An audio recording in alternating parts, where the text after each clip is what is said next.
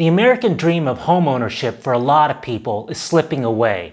On the surface, we see the cause to be escalating home prices, but the real root cause entails much deeper issues. Owning your home is where most middle-class citizens stored their wealth in previous decades, but this avenue is actually much harder for new home buyers today. With extreme and record-breaking house prices, new home buyers are being priced out of the market today. Hey everyone, it's Jeff here, where better finance equals a better life. If you're new to this channel, I'm documenting my financial journey and giving back some of the secrets about wealth I learned along the way. Please like, subscribe, and join me on this journey if you feel inclined. Homeownership, the stable foundation and most common wealth-building asset, is disappearing for many people today. Real wages have not increased with inflation over the years, while at the other end of the spectrum, year-over-year median house prices have exploded to record levels all across the nation. This amount of year-over-year appreciation is surreal and unprecedented.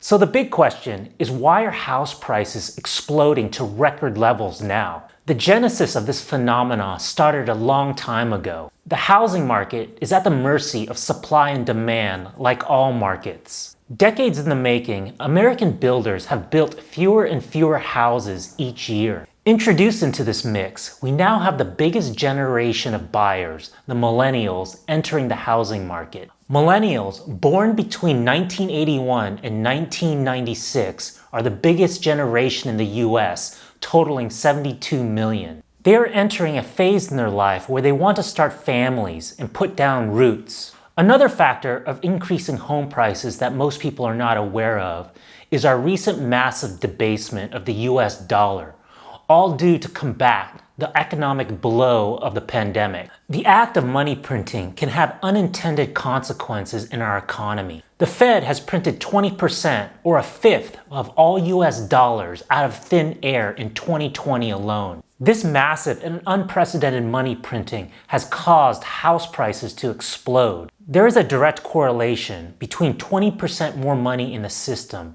and the 20% plus year-over-year gains in house prices. You also add in the lowest interest rates we have seen in 50 years, and we see a lethal cocktail of price explosion. Some say that it's not house prices getting more expensive, it's our US dollar getting weaker with less purchasing power. Today, we not only see asset inflation in stocks and houses, but we see inflation hitting our everyday consumer goods. And to put salt on the wound, Blackrock, one of the biggest hedge funds in the world, is now buying single-family homes as investments, making them a big competitor to first-time homebuyers. Can average hardworking people compete in a market where their competitor is a hedge fund with the deepest of pockets? If you're curious why Blackrock is buying houses, check out my video up there after this one. To sum it all up, the average home buyer today has to contend with stagnant wages,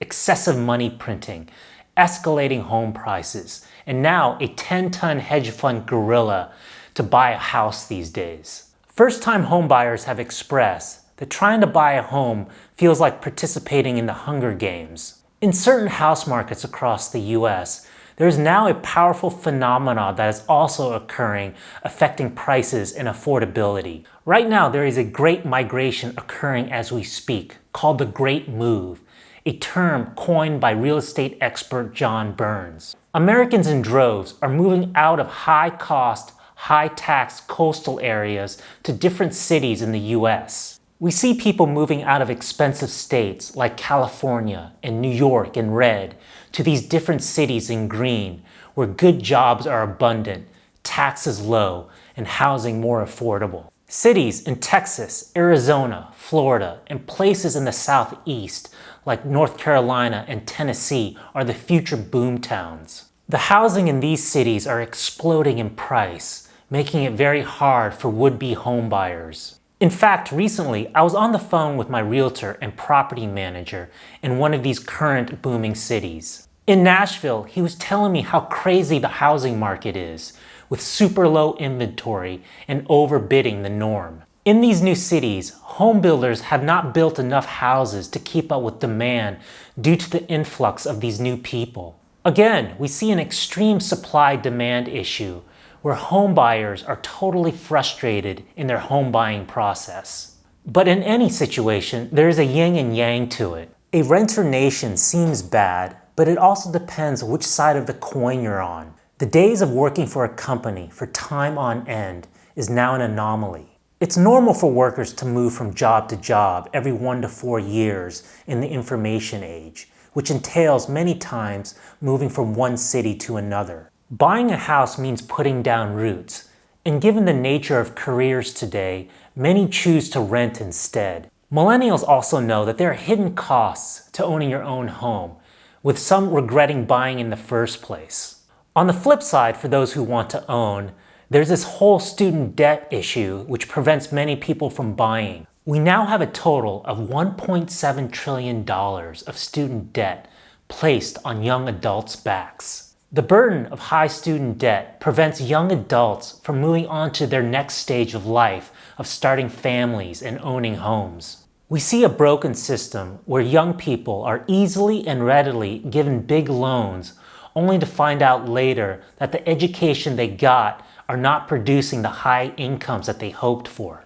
With a lower income than expected, and also the burden of student debt, how could they also afford a mortgage payment? My millennial dentist is working 6 days a week to try to pay off the multi-six-figure student debt he took out to be a dentist. Dental debt is averaging $304,000, but he also mentioned to me that his best friend has $600,000 of student medical debt to pay off. I asked if his friend is making any headway to paying that off, to which he shook his head. All these headwind forces of escalating prices, low inventory, stagnant wages, and student debt creates the Mount Everest of challenges for would-be homebuyers today. The lucky few will be able to afford homes and achieve that American dream, while the rest choose to rent or be forced to rent. If you got any value from this video and want to follow me on my financial journey, please like and subscribe. And if you want to take a deeper dive into real estate and personal finance, please check out my other videos where I talk about Blackrock buying houses, why houses are so expensive these days, and the secrets to the best real estate markets for the future. And I'll see you on the next one.